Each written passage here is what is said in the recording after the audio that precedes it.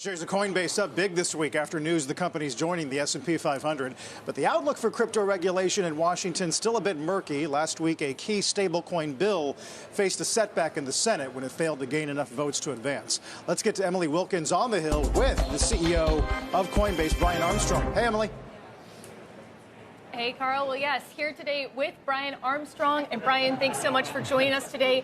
You, of course, are on the Hill a week after this key stablecoin bill wound up failing in the Senate and the loss of this bipartisan coalition. What is your outlook for this stablecoin bill? Can this get back on track? Yeah, well, I saw the actions last week as really just the first round of negotiation. I'm meeting with everybody on both sides of the aisle today, and the Senate has a lot of urgency to get this done. There's 52 million Americans who own crypto. They showed up in a big way in this last election, and what they really want from their representatives in the Senate right now is to pass sensible legislation for stablecoins. That needs to happen this week, and I think there's a lot of bipartisan support to do it. Now, the details really matter here, and we need to make sure we get this legislation right for America so we can continue to have innovation. That means crypto should be treated on a level playing field with banks and others, so we continue to have financial innovation. It means that things like DeFi should not be brought into the AML rules. That would be a dramatic expansion of AML laws into a surveillance state. We don't want that for things that aren't trusted intermediaries. That's where the AML laws should be applied. So the details matter, but I think there's a lot of interest to get this legislation passed this week, and we're very supportive of that. So are these just changes in the bill that are needed to get support, or is another piece of this Democrats saying that they can't pass any crypto legislation while the Trump and his family are personally benefiting from their crypto investments?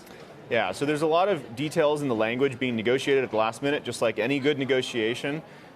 There's lots of concerns I've heard about, Trump family and that, but whether you love crypto or hate crypto, you need to get legislation passed. It really shouldn't matter, and what the president is doing, if you have concerns about that, that's why you should want legislation, so it can be brought within the regulatory perimeter.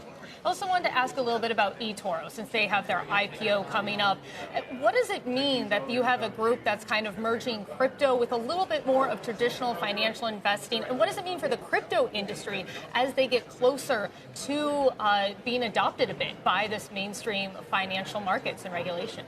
Yeah, well, we see crypto as a technology to update the financial system, and that means everybody is going to have to add crypto technology. It's kind of like when the internet first came around, and first you had .com companies, but eventually every company was using the internet. So we're really supportive, and we see that every bank, every fintech, every traditional brokerage, they're going to start adding crypto products, integrating stablecoin payment rails.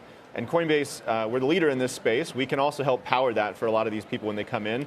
And so we're very supportive. We want to sell them our products and services. We want everyone to come into crypto. Are you worried, though, that could lead to more regulation on the crypto industry, and kind of the deregulation is part of the reason folks are interested in crypto to begin with?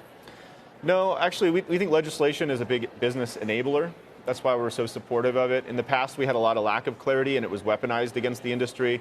So we're supportive of getting both the stablecoin bill passed and market structure, which we think would allow the U.S. to be a financial and technology hub for many decades to come. And of course, big news for you guys on the S&P 500. Is that going to change your outlook at all, or the impact that Coinbase has? Well, we're very happy to be included in the S&P 500. It now means that crypto is here to stay. It's going to be a part of everybody's 401k. It's a testament to the hard work of our employees and our investors, and it's a big appreciation to our customers, too, that helped us get to be one of the most trusted companies in America, and so we couldn't be happier.